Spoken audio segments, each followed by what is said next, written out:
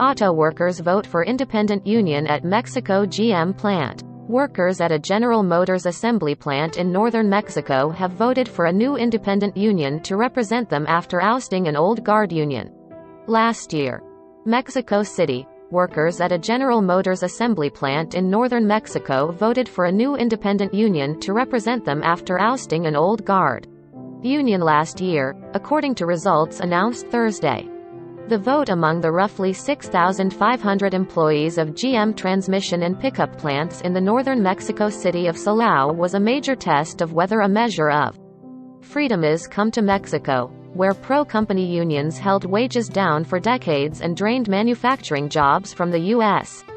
When finally given the chance to vote by secret ballot on which union would represent them, something it took a U.S. labor complaint to achieve, the results from the voting Tuesday and Wednesday weren't even close.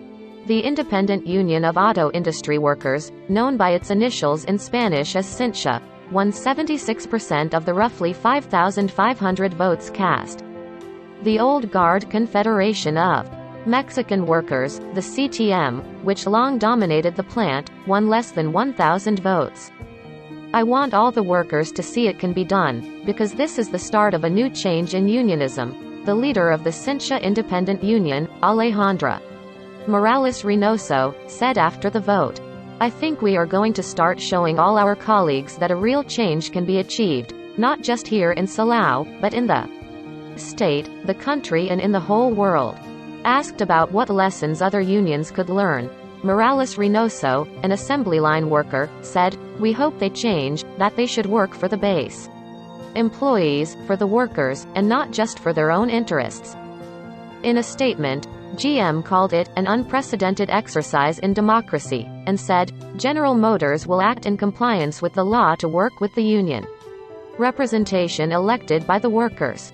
It was not an easy or quick victory, and took U.S. intervention to achieve, something that led labor organizers to wonder whether a similar process could be repeated in thousands of Mexican factories where old guard unions continue to rule. The United Auto Workers said in a statement Thursday it welcomed the results.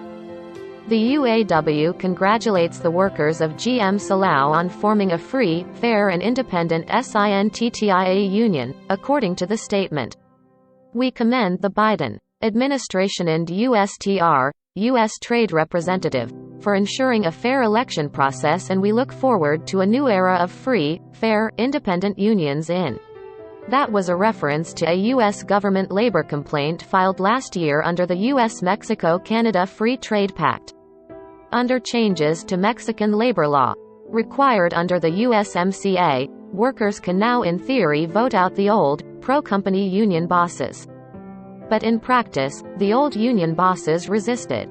One such CTM union had been in power at the GM plant in Silao, and when workers voted on whether to oust it in April, Interior Department inspectors discovered that at the offices where the union itself had the ballot boxes, ballots that were part of the vote had been destroyed, making it impossible to continue with the vote. The violations were so blatant that the U.S. government filed the labor complaint. The vote was rescheduled in August, and confirmed the ouster of the old. For almost a century, Mexican unions have been largely a sham, with sold-out leaders guaranteeing low wages that drained manufacturing jobs out of the United States. Mexican auto workers make 1/8 to 1/10 of the wages of their U.S. counterparts, spurring a massive relocation of auto plants to the CTM actually formed part of Mexico's old ruling party, and its leaders would sign union contracts with companies before they even opened plants. They were so secretive many workers didn't even know they had a union until they saw dues deducted from their paychecks. The old-style union bosses were ruthless in threatening or allowing companies to fire dissident workers and often decided union votes with thugs, show of hand votes or gunplay. While this week's vote is good, the Silao plant appears to be an exception to the rule, said lawyer Susana Prieto, Mexico's most outspoken labor activist, who is now serving in Congress for the ruling Morena party.